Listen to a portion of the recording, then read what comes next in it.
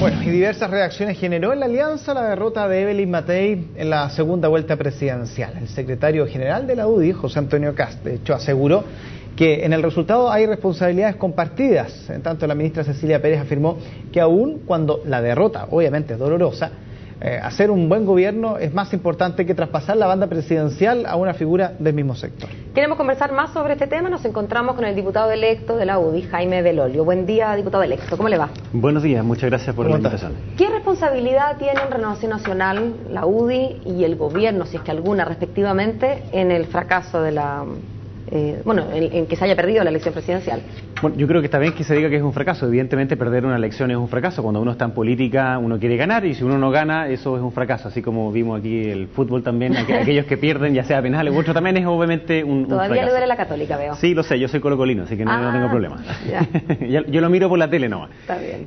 Pero en este caso yo creo que hay responsabilidades compartidas. Yo creo que es injusto centrarlo exclusivamente en la figura ya sea del presidente o exclusivamente en el gobierno. Yo creo que hubo obviamente responsabilidades compartidas. Fue una campaña rara, evidentemente. Yo a veces lo decía como medio en broma, medio en serio, pero yo a mis 32 años y ahora tengo 33, me tocó participar en el nombramiento de 3 candidatos presidenciales en 30 días, casi 60 días, perdón. Y eso obviamente fue una cuestión extraña. Esta fue una candidatura que obviamente no se dio por el cauce normal. Y sin embargo algo decía Cecilia Pérez de que es mejor hacer un buen gobierno que entregarle la banda presidencial a otro. Pero está claro, ya, pero es que cada uno tiene su responsabilidad, partidos, en fin. Pero en el caso específico del gobierno y Sebastián Piñera, ¿qué responsabilidad le atribuye directamente a eso, para ir desglosando? No, es que yo creo que obviamente, como Cecilia Pérez dice que es bueno hacer un gobierno, yo creo que evidentemente este ha sido un muy buen gobierno, pero el problema es que es un fracaso de este gobierno también el no haber traspasado a otro gobierno con la misma línea, porque parte de lo que uno hace como en política es querer proyectar su idea a más de 4 años. Y en ese sentido obviamente queda truncado. Entonces, pero particularmente Sebastián Piñera, ¿cometió un error o varios errores? Es que yo no quiero centrarlo en la figura del presidente. Yo creo que sí ocurre que este gobierno fue muy bueno en ofrecerle al país llamémoslo así, una mejor gestión del aparato público, de políticas públicas más eficientes y que evidentemente mejoraron en muchas veces la calidad de vida de las personas, pero eso no es suficiente. Jaime, uno necesita ofrecer un proyecto político, y yo creo que en eso este gobierno claramente ha estado al debe. Una cosa es el proyecto político, pero también hay un tema de traspaso de popularidad, si se quiere, o de un empujoncito que le hace una persona a la otra. ¿Usted cree en ese marco que fueron inocuas las declaraciones del presidente Piñera, por ejemplo, las que hizo a propósito de los 40 años? Y que de alguna manera incomodaron o dejaron en una posición desmedrada, dicen algunos, a su candidata. No, claramente no son inocuas, pero tampoco son traspasables las evaluaciones de una u otra persona. Recordemos que Michelle Bachelet, cuando dejó el gobierno el año 2009, ella tenía cerca de un 70% de aprobación y su candidato a continuación perdió. Y hoy día Michelle Bachelet también llega a Chile después de su viaje en Nueva York, llega con un 80% de aprobación y termina sacando un 63%. Entonces, no son traspasables. No es lo mismo que alguien lo evalúen bien que después la intención de voto. Entonces, yo creo que el problema que hemos tenido nosotros como sector tiene que ver que no hemos sido capaces de ofrecerle al país claramente cuál es nuestro proyecto político. Y decir que vamos a hacer las cosas bien, de que vamos a ser más eficientes en el manejo del gobierno, no es un proyecto político. Es una gestión que está bien, es necesaria, yo creo que fue muy necesaria dado en cómo veníamos, pero no es suficiente. Y eso es lo que a mí me anima hoy día. El tema del relato, como se le han llamado, Totalmente, tiene que ver con un relato, porque de lo contrario, si tú solamente dices, mira, yo voy a hacer las cosas bien, entonces bueno, la hiciste bien, ¿y qué? Y una vez que la hiciste bien, ¿qué más? Yo creo que el desafío que tenemos hoy día, y una de las cosas que yo le agradezco enormemente a Evelyn Matei, es que ella tomó un riesgo de pedirle a 12 personas más jóvenes, pero también con experiencia en política, en los gobiernos locales y otros, que trabajáramos por un proyecto en común que sobre todo tiene la mirada puesta hacia el futuro, y eso es muy potente. Bueno, cuando usted dice que estas 12 personas tienen sobre todo enfocada la mirada al futuro, a contrario censo, entiendo que los otros entonces, los que no conforman este número de los 12 apóstoles o de los 12 jóvenes, como se les llamó, tendrían una mirada que quizás está menos alineada a los tiempos que vienen o al nuevo Chile, como se le ha llamado. En ese sentido, Jaime, pareciera necesario este recambio del que tanto se habla, y la pregunta es si es que están dispuestos la gente más joven, en el caso al menos de su partido, a romper huevos, digamos, a meter bulla, porque probablemente la salida de una generación y la entrada de otra nunca es un parto, nunca es indoloro.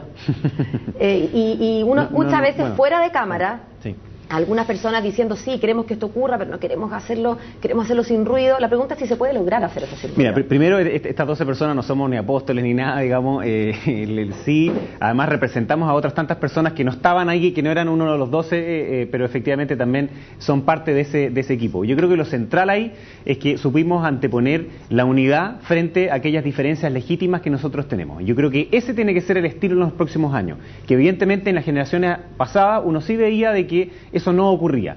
Y yo creo que para que de verdad nosotros pongamos la unidad y el trabajo en equipo por delante, necesitamos tener un proyecto común. Y eso implica que cada partido va a tener que, dentro de su identidad, descubrir cuál es su propuesta de futuro y después, como alianza, ponernos de acuerdo en cuál es el rol que le va a tocar o cuáles son las ideas que cada uno quiere seguir.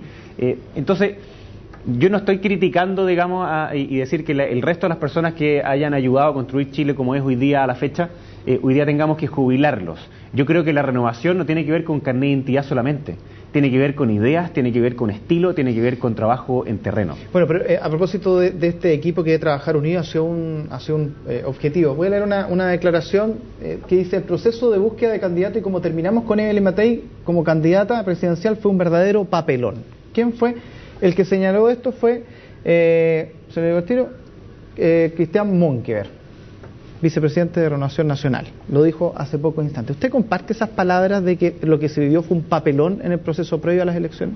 Yo creo, como te dije, que en el fondo todo el proceso presidencial de la alianza fue algo que no buscado, algo que obviamente no fue lo adecuado y me habría encantado de que eso no hubiese pasado. Yo fui uno de los promotores y trabajé junto a Lorenz Goldborn, me habría encantado que él hubiese sido nuestro candidato. Después, una vez que fue Pablo Longueira el candidato, también dejé cuerpo y alma para que efectivamente él ganara. Logramos ese triunfo y lamentablemente todos sabemos que le ocurrió, se enfermó, entonces finalmente terminamos con Evelyn Matei, a la cual también acompañé en todas las veces que pude, muy lealmente. Entonces yo creo que cada cual tiene que evaluar internamente si es que contribuyó lo máximo que podía o no. Yo personalmente creo que yo podría haber contribuido más y otras personas también podrían haber hecho más. Cuando Evelyn Matei dice que esto es exclusivamente mi responsabilidad, yo creo que no.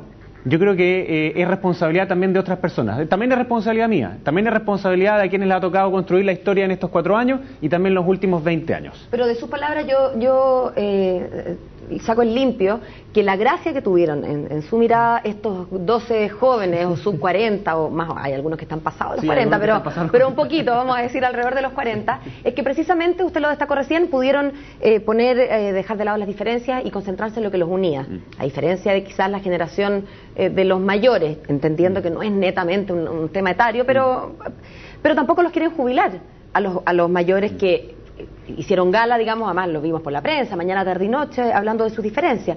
Si no los quieren jubilar, los quieren convertir, los quieren... Porque no basta la autocrítica, pareciera. Sí. Lo que pasa es que yo creo que no es contra las generaciones anteriores, sino que es con ellos. Y, o sea, yo personalmente, déjame hablar con respecto a la UDI. Yo creo que la UDI es hoy día un partido que es distinto al de los años 90, yo creo que lo que hizo distinta a la centro-derecha y a la UDI en particular, no es que hubiese esta pugna entre conservadores y liberales, que es lo que uno ve permanentemente en la prensa, porque conservadores y liberales han existido desde que Chile es república. Antes eran pipiolos y pelucones, carreristas y o'higuinistas, entonces yo creo que mientras las tensiones eran entre ellos y ver quién ganaba, nunca ganábamos elecciones. Ganábamos elecciones y éramos poquitos. Sin embargo, el proyecto mayoritario de país se construye cuando hay un proyecto de una derecha popular. Y eso implica tener ideas claras, ir con nuestras banderas a aquellos lugares donde supuestamente había un monopolio a la izquierda y no se podía entrar, y trabajar ahí. Entonces, era ideas claras y trabajo en terreno. Yo creo que eso es lo que necesitamos construir de nuevo y recuperar, al menos en la UDI. Yo creo que ese debe ser nuestro estilo diferenciador. Y eso no se hace contra las generaciones anteriores, sino que se hace con ellos. Veremos qué pasa en abril, entonces. Que te veas. Muchas gracias, Jaime. Buen día.